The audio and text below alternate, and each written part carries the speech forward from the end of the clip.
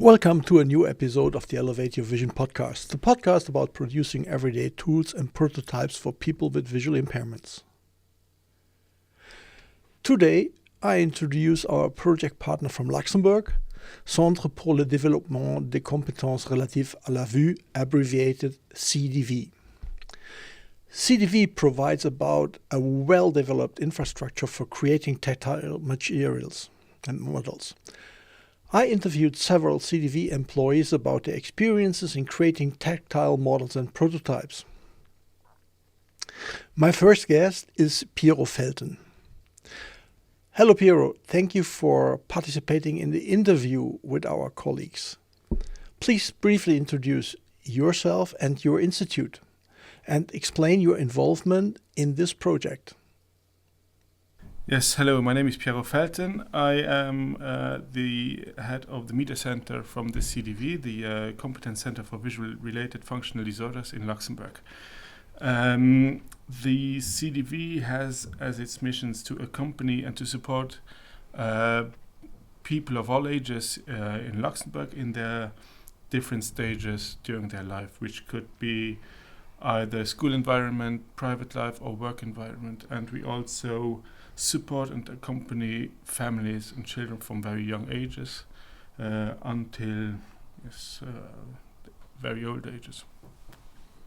In the project, as head of the Media Center, we have different departments. We have 4 departments, which is IT development, transcription service, a resource library, and then the tactile department, which is actually the department most involved in this project. The tactile creates tactile pedagogical material for the children and people in Luxembourg in their everyday life. At the moment, there are 7 people working at the tactile pit.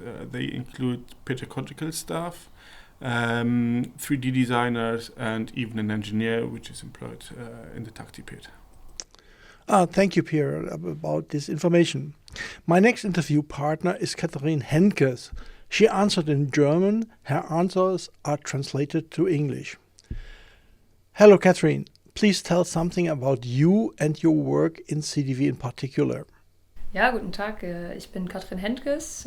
Ich arbeite als Produktdesignerin am Hello, CDV. I'm Katrin Haentges. I work as a product designer at the CDV. In concrete terms, this means that we produce tactile aids that either serve as a supplement for pupils at school or actually replace purely visual media at school. These are mostly 3-dimensional objects, but sometimes just tactile prints or something similar. 2021, yes, I would say that prototypes are actually essential for my work. They often help me to simplify communication. Thank you. As I understand, are prototypes a key issue of your work? Ja, tatsächlich sind Prototypen, würde ich sagen, essentiell für meine Arbeit. In other words, when we talk about a project, a prototype is always used for visualization, and then the first problems become apparent or things that perhaps don't work on the object as they were intended. In fact, however, we sometimes find ourselves in situations in our work where we end up with a prototype. If I can now perhaps provide a concrete example to simplify things, we had a situation where we dealt with different shapes in geometry lessons or the pupil who was learning. And instead of making her 3-dimensional objects out of wood or using a 3D printing process, we felt it was the best solution to give her foam objects. At the time, they were simply prototypes made from packaging material, and it actually turned out that the objects were very, very light, could be dropped and didn't break, so in the end it was the ideal solution for the pupil. She was then able to take them with her without having to lug a lot of them around, and always had them to hand so that she could take a closer look or feel how a rectangle or a pyramid should actually be calculated and could then trace the shape again. Catherine, can you give us an example of materials and models you produce already? Also tatsächlich war... So it was actually known that the pupil would have to calculate more complex forms at the end of the year, so I'll say a 2001 undefined form consisting of several partial forms. And so it was very important for us to establish a technique for the pupil to work with right at the beginning of the year. This also meant choosing a type of material that would remain consistent. And since different models require a certain size to show all the details, we then decided on a lightweight material for the first prototype. We just happened to have packaging material lying around because we had unpacked new material and thought, why not? Styrada in particular is very easy to work with, has clear edges and therefore provides the pupil with all the necessary information, and also has the great advantage that it is light and easy to stow away and actually requires little maintenance or care. And that's why we actually stuck with it. But I think the main advantage was above all the quick preparation of models. All you really need is a cutter and the packaging material, and you cut the material to the size you need. And this means that even the teacher can adjust it at school if necessary, or take a sheet of styrada and cut it to size on site if a model is missing. And it doesn't necessarily need a complex three-dimensional drawing and a printing process, which takes a lot of time. And so we decided to stick with the prototype.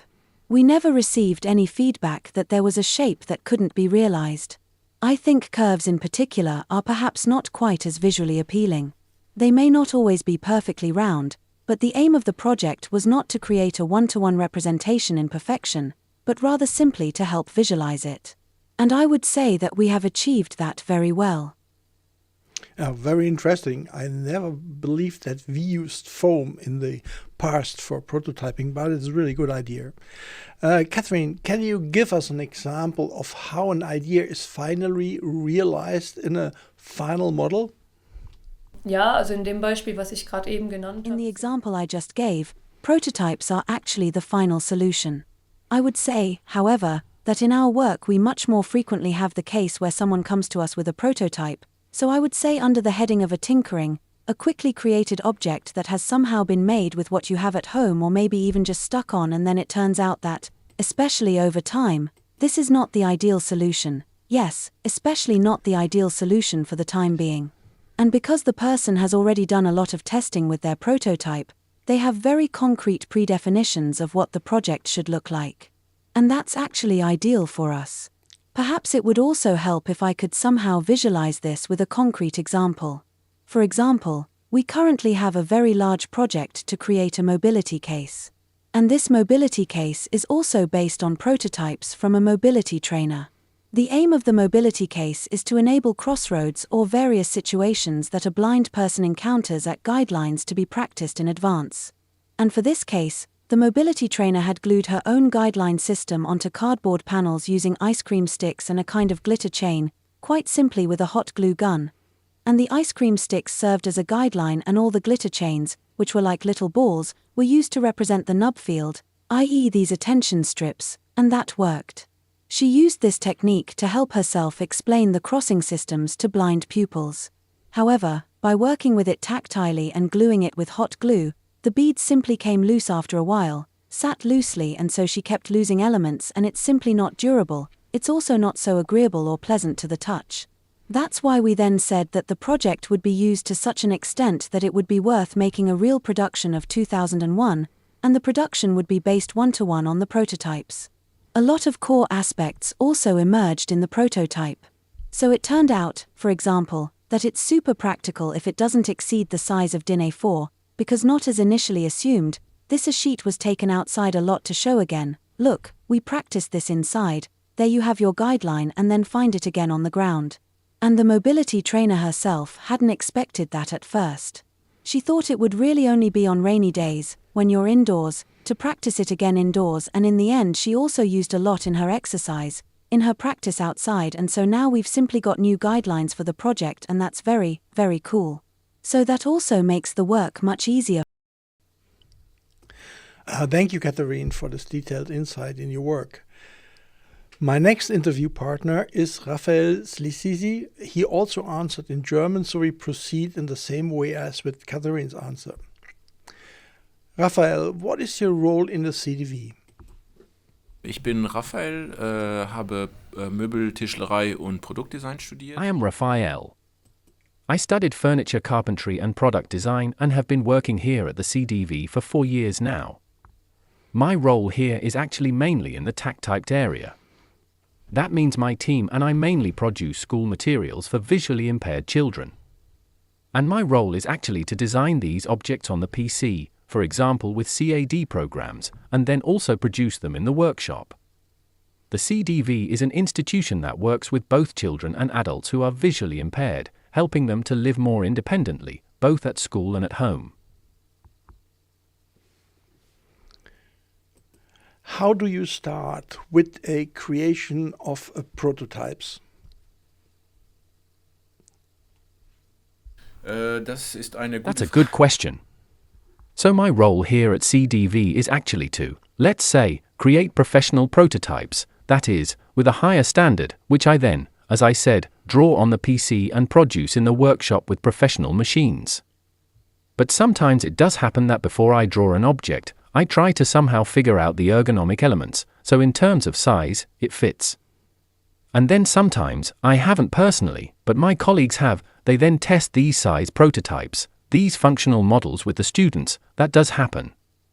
And then they often work with paper or cardboard, which you then simply cut roughly, 2001, and then with hot glue, if it's supposed to be houses or something, doll houses, they're cut together with cardboard, so cut out of cardboard and then glued together with hot glue. As I said, I personally haven't had a project like that yet, but I often get photos sent to me of cardboard models, such as a doll's house, which was sent to me a few weeks ago and which I am now supposed to make in wood. That means that I will probably make a smaller model out of cardboard in an initial stage to find out the size or whether it fits, and then afterwards, the main part will still consist of the professional production of a doll's house. Which problems may occur in your work with prototypes or prototyping? Also oft sind so kleine Prototypen, sage ich mal, nicht sehr These stabil. small prototypes, Also, let me put it that way, are not very robust. They are quickly stuck together, either with sellotape, tape or adhesives that don't last long or somehow fall apart after 5 uses. That's a disadvantage. So that could be a problem if 5 different students use it. The advantage is that it's quick and that you can quickly test functional elements. Yes, well, disadvantages can also be that perhaps the material, that is, that cardboard or paper is not the end material of the object that you want to make. And that this may be a problem for some students. That they may have more of a connection to cardboard and not to plastic. Well, we also make a lot out of plastic. Yes, that the initial material of the prototype is not the end material of the end product. Oh, I see. What is the typical path from the idea to the prototype? Also ja, wie gesagt, manchmal kommt es vor, wenn es größere Yes, as I said, sometimes, when it comes to larger objects, I simply make a model out of cardboard. I use a cutter, ruler, and so on and so forth. A cutting mat, in other words, something you might have at home for arts and crafts, I'd say. Well, I'm calling it arts and crafts now, even though, because we also use different methods here. Yes, when that works, I then do material tests. So then I try to recreate it in the right material. I often draw it in Illustrator or in CAD programs. And then I often make small, important elements, e.g. connecting elements for wooden parts, to test them. This means that I always test smaller and smaller parts of the end product and then put everything together in the big project used at the end, so that I can prevent not building the whole thing and suddenly some elements not working and then having to start the whole thing all over again and then also losing a lot of time. And yes, that's the whole purpose of a prototype, to simply test small elements and then put them together at the end. I see. What is the procedure for consulting and cooperating with the colleagues who use your prototypes and testing the different appearance? Well, we actually have a process that we usually follow, let me say. That means that the teaching staff come to us or to our managers and they distribute the projects. But often we then talk directly to the teaching staff and they can then discuss their specific requests with us, whether it concerns the student or whether the teaching staff themselves have certain ideas about what it could look like. These are then discussed with us and we can then give our input or share our experience in terms of material, production, what is possible and what is more difficult. We also often show other projects that we have already done to enable the teaching staff to have something specific in their hands and also to see what is possible and perhaps develop new ideas based on this.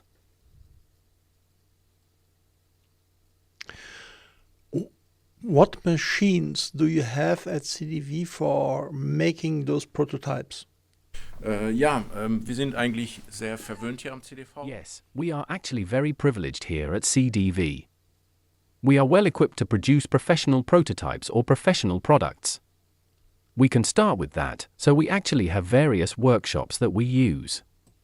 Firstly, there is the wood workshop, which is a traditional wood workshop with circular saws, drills, and so on. Then we have the printing workshop. We have UV printers that make it possible to print structure on objects or paper or other plates, I'll say, plate tools on it, and then there are also 3D printers, which we also use regularly, a lot. Then a few years ago we got a CNC cutter that also made it possible to produce larger projects, also made of wood or plastic materials. And yes, we also have laser cutters. So we actually use them a lot for prototyping because you can quickly cut through sheet material and actually replace this cutting with the cutter and with the scissors, let's put it that way. Dear colleagues at CDV, thank you for your cooperation and the detailed insight into your prototype construction processes. Personally, I am sincerely impressed about the number of qualified experts in this field and the infrastructure you provide for your creating the prototypes. With your extensive experience and technical equipment, you will make a valuable contribution to the project and give also the solution to give recommendations in case of questions. Thank you for watching this podcast, and if you like it, I kindly ask you to subscribe. Funded by the European Union. Views and opinions expressed are, however, those of the authors only, and do not necessarily reflect those of the European Union or EPOS VZW. Neither the European Union nor the granting authority can be held responsible for them.